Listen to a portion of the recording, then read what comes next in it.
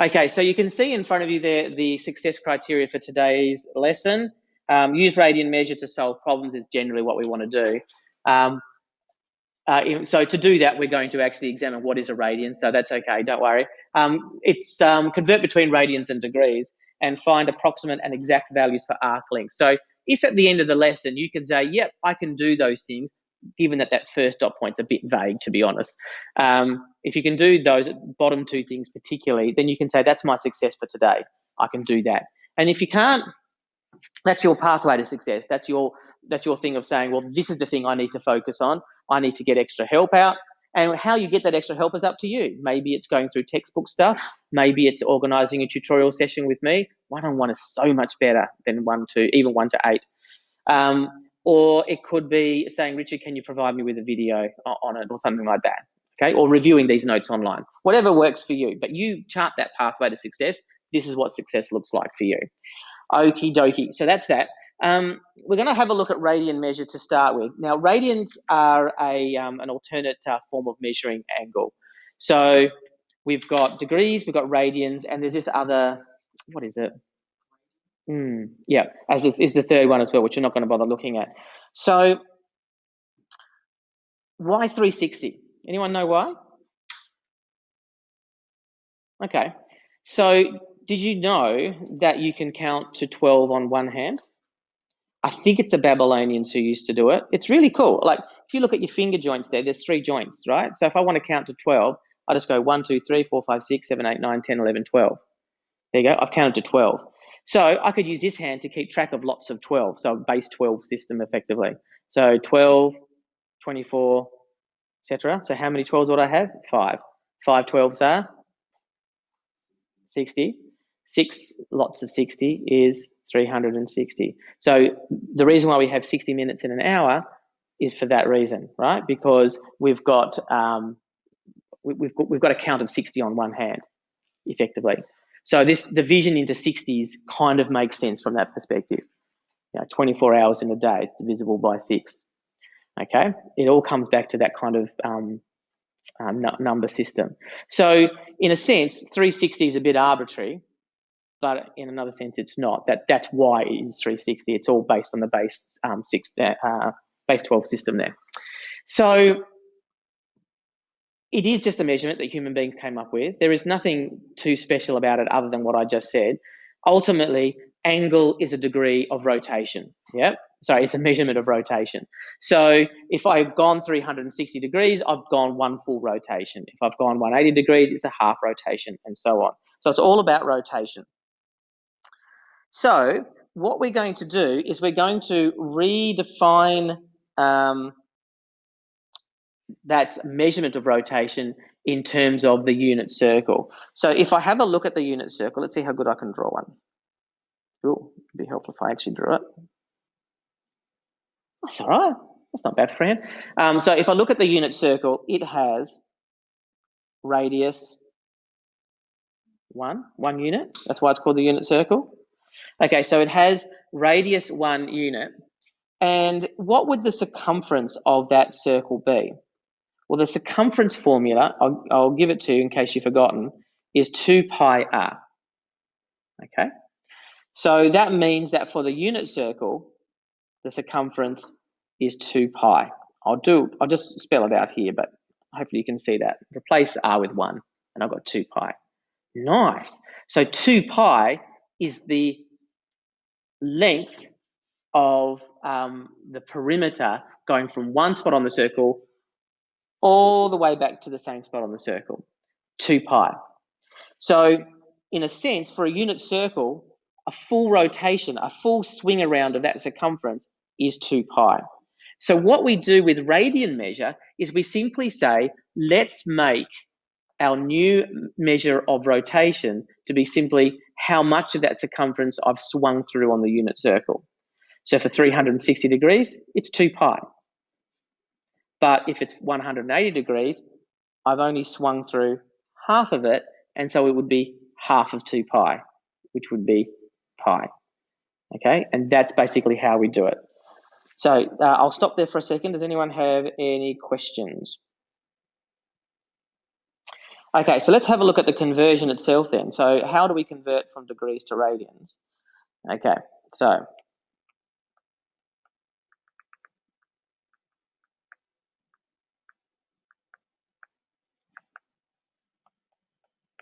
converting from degrees to radians is simply acknowledging the fact that it is going to be a portion of that circumference. Okay, so if I have, say, for example, well, let's do 90 degrees. I'll do 10 degrees. How about that? If I have, say, for example, 10 degrees, then 10 degrees is going to be just that part of the circle's circumference, just that little part there, that 10-degree angle in there. Is that okay so far? So what would that portion be? Well, it would be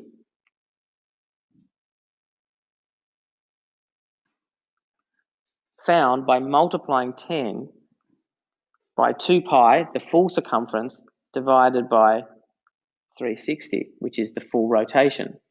Okay, that's our conversion factor. Now, 2 pi over 360 is a pretty, it can be simplified straight up. Okay, we've got 2 on the top there, and we've got an even number on the bottom. So we can effectively cancel down immediately to 180. So now we've got it equal to 10 times pi on 180, which is equal to, I hope that's okay, I've just cancelled down by 10, pi on 18. Is that okay? Okay, so the critical thing being that this is always going to happen, isn't it? If I always multiply by 2 pi on 360, if this is always happening here, I'm always going to be cancelling down straight up. So rather than multiplying by 2 pi on 360 to convert it, I just simply multiply by pi on 180, because it makes it simpler. Okay, so it's converting from degrees to radians, multiply by pi on 180. Okay. What else we got here? The other way around, radians to degrees. Well, it's going to be the reverse, isn't it? If I had radians and I want to convert it into degrees, I'm going to multiply it by the reciprocal. So it's going to be 180 on pi, and I'm just going to take that as a given for you guys, but hopefully that would make a fair degree of sense. If I'm multiplying by pi on 180 to go one way, I'd have to multiply by the reverse to go the other way.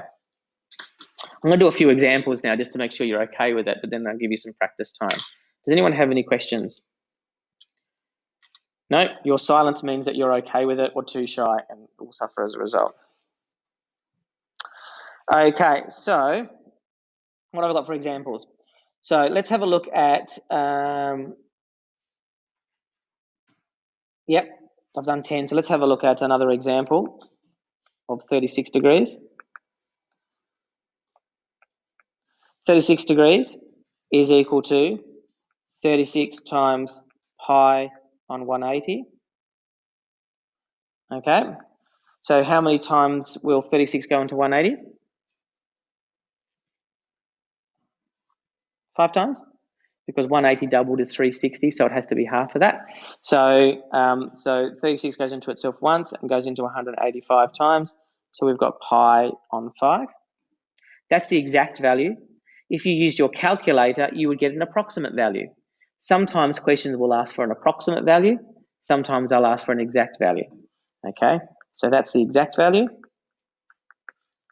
If instead you were asked for an approximate value, I would be using a calculator at this stage. I just go 36 times pi divided by 180 equals, and then round it to 3 significant figures. What else have I got here? What about, well, let's do 90 degrees. Actually, let's do it in reverse. I think that's pretty straightforward, I think. So let's go, it's pi on 2, but we'll see it in action though. So if I have pi on 2, and I want to convert it back to degrees, then I multiply it by 180 over pi. Now, if you've got your graphics calculators, I think they simplify fractions. If you don't have your graphics calculator and you're shaky on fractions, then you might need to do a bit of practice on this, but I hope you can keep up with this. The pi's cancel out. The 2 cancels out to the 1 twice into 180, and so I'm left with 90 degrees. Now, for this part of the unit, I should say, be really careful at looking at the unit of measurement. I can see for the first example I went through that this must be degrees because there's a degree symbol. I can see that this must be radians because, sorry, that's exactly right, Izzy, because there's no degree symbol. And you might think, well, that's duh, but if I said to you, convert that, please, what would you do? If you think multiply by pi on 180 to turn it into radians, you would be wrong because there is no degree symbol there. So that 1 is a radian measurement. Sometimes you'll see the word rad after it, by the way. And sometimes, because it comes from the unit circle, I don't like this because it looks like a degree symbol that hasn't been rubbed out properly. But sometimes you'll see a C like that. And that also means circular degrees or radians. I don't like it. I personally would be more likely to write rad if I was going to do anything. So if I'm converting 1, I would say 1 is equal to 1 times 180 on pi, which equals 180 on pi. That's the exact value, degrees. It's 180 on pi degrees. So the trap for young players, I suppose, is that you often see the pi symbol and you go, okay, that must be radians. And when the pi symbol's not there, you go, oh, that must be degrees. That's not true, okay? You need to look for the degree symbol to know that it's in degrees. Any questions about that? Okay, what I want you to do now is I want you to try the following common the common degree and radian conversions, and I want you to find the exact values and the approximate values in your workbook.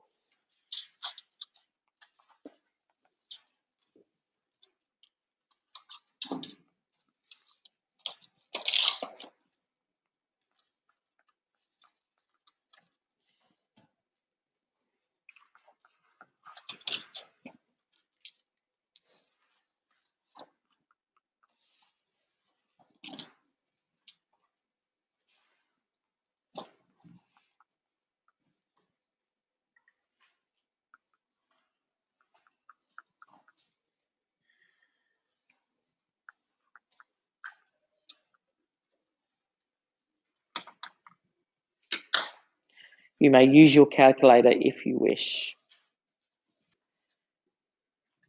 So going through the answers for these ones, we've got 0 degrees is equal to 0 radians, 30 degrees is pi on 6, 45 degrees is pi on 4, 60 degrees is pi on 3, pi is 180 degrees, 3 pi on 2 is 270 degrees, 3 lots of 90, and we can see that there's 90 degrees up here, is pi on 2.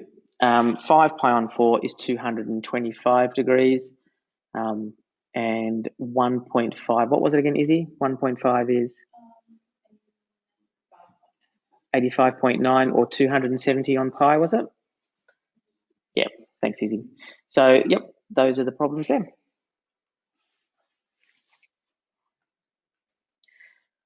In slide 8 there, you can see I've drawn the unit circle, and I want to consider a chunk of that unit circle. So I'm going to draw a second line like so. And I just first of all want to describe what we call this part of a circle circumference. It's a portion of the circle circumference, and we call that an arc of the circle. So often, if you did, no, I don't know if you did it outside of Friends School, but in the Friends School, one of the units we do in Year 10 core, not advanced maths, is circle geometry. And you might remember they talk about the angle at the circle. The angle at the center is twice the angle at the circumference, that kind of stuff, when it's resting on the same arc.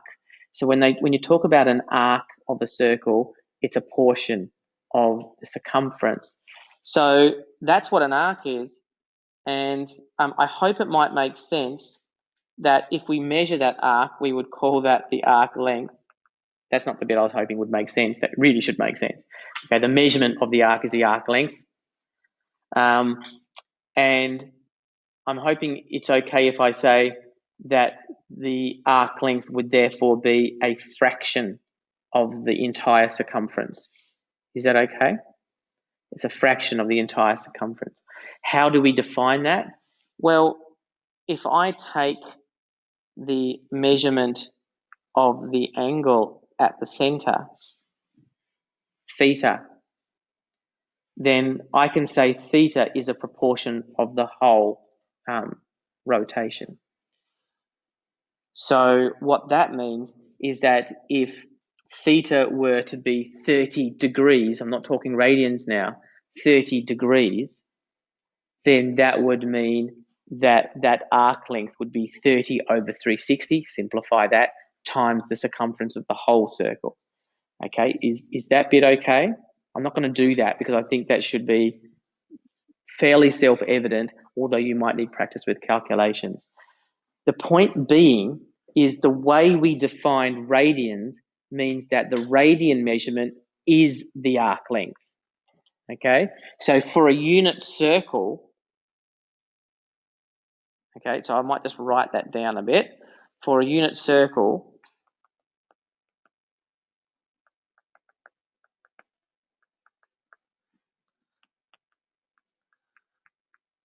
arc length is equal to theta if theta is in radians. Sorry for the squish. For the unit circle, arc length is theta if theta is in radians. Yeah? So if I was looking at 90 degrees, we know that's pi on 2, quarter of a circle. Okay, we can see that from up here. 90 degrees is pi on 2. So that would be kind of like a quarter here, which would be a quarter of 2 pi, and a quarter of 2 pi is pi on 2. That's how we've defined radians in the first place. Question or just question? Okay. Next one. I'm just going to zoom up on this one so you can sort of see it. Consider the two triangles I have up the top there. Those two triangles we say are similar triangles. They look the same, but one is a bigger one of the other one. But in terms of what measurements we can take to determine that they are similar, it's the side lengths, right? So if this is a 3, 4, 5 right angled triangle, then if this one's 3 times 2 is 6, 4 times 2 is 8, and 5 times 2 is 10, they're similar triangles. And what that means is that the angles in here are identical. But the important thing is we've had this scale factor involved. They look the same, it's just that all the sides have been scaled up. Okay, so it's got a scale factor of x or of 2 in this particular instance, and there we go. Now let's consider two circles. Now, ignoring my very, very poor drawing of circles there, circles are always similar, aren't they? Okay, they're all just bigger or smaller representations of themselves. What's the scale factor of a circle? If it's the side lengths in a triangle that are the scale factor, what's the equivalent for a circle? Even simpler than that, actually. Ashley, I heard you say the right thing there. Yeah, or the first bit, radius, right? So if I have a circle of radius 1 and I have a circle of radius 2, then the circle is double in size, okay, because it's going out twice as far before being drawn. Okay, so the radius is the scale factor. So in the unit circle, I have radius 1. And in a bigger circle, I have radius, let's call it r. So let's keep it all general. If the arc length of the unit circle is equal to theta, what's the arc length of any circle? R times theta? So it's just a scaled up, it's a scaled up version of the unit circle, okay? So if I have a 10 centimeter radius circle, then it's going to be, the arc length is going to be 10 times that of the unit circle. So it'll be 10 times theta. Okay, does that make enough sense to you conceptually? Let's have a look at that in practice. I don't know why there's that line there. I think I was going to write it up a bit more bigger than that. So let's have a look at an example. I don't know why I've gone to blue either. So let's say we've got a sector of a circle. I'm not going to draw the entire circle this time because they don't always get drawn out for an entire circle. So I've got a sector of a circle. Looks a bit like that. The radius is 10 and the angle is pi on 3. And we need to work out the exact length of the arc length of this sector. So the arc length is equal to, I'm just going to write it here again just so we can get used to it, r theta, as long as theta is in radians, remember that. R is 10, theta is pi on 3, and so it's 10 pi on 3. That's it. That's how you do it. It's really straightforward, really, as long as you've, again, lined up all your ducks. Is the angle at the center already in radians? Yes, great, I can use it. No, better convert it first. Once converted, I can then just use the formula as it sits there. So there's one example. I'll go through another one.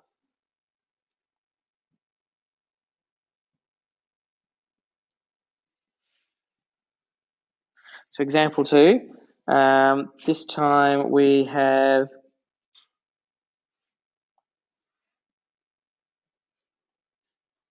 radius 5 and 30 degrees.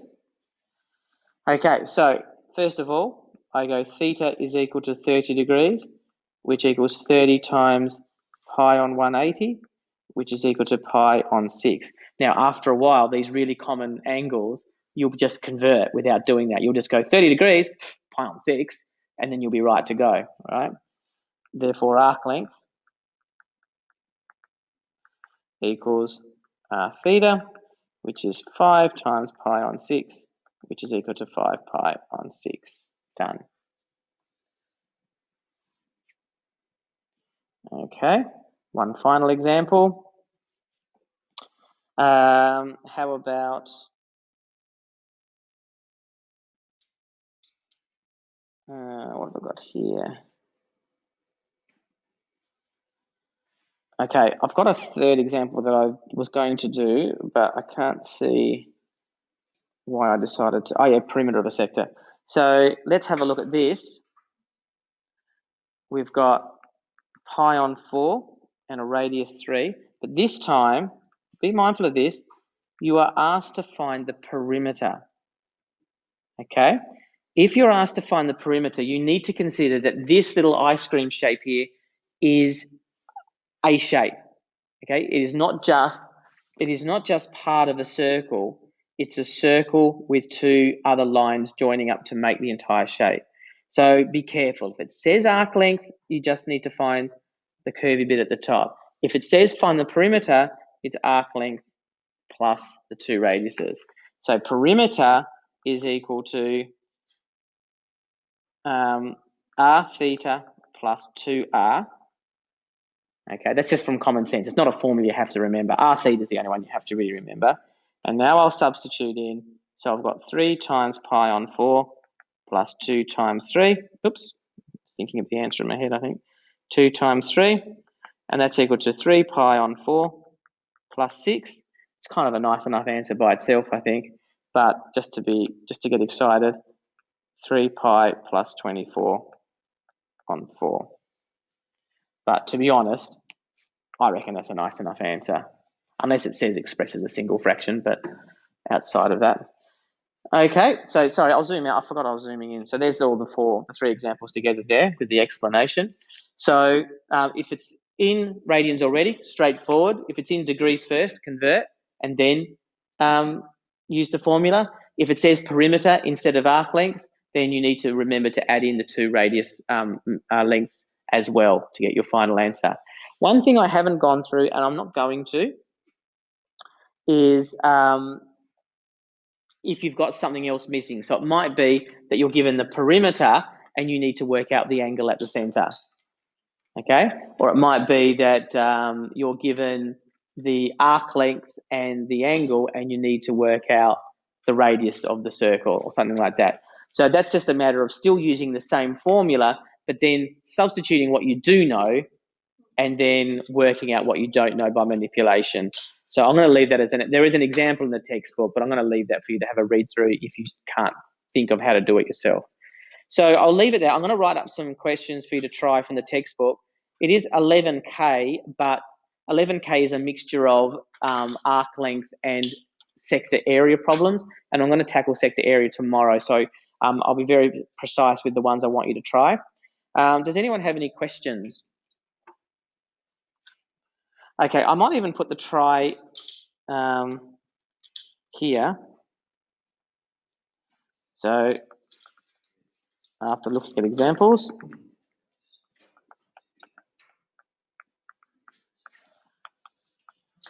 try exercise 11K. You've probably got a chance to do one or two before we get to the end of the lesson. On page 393, and specifically question, textbook there, question,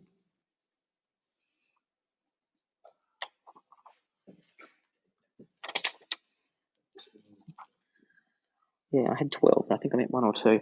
Question 1, 2, yeah, just have a go at question 1 and 2. I think that's probably enough for today, and we'll pick up on it next lesson and do a little bit more practice next lesson. Okay, thanks very much, everyone. Keep on working until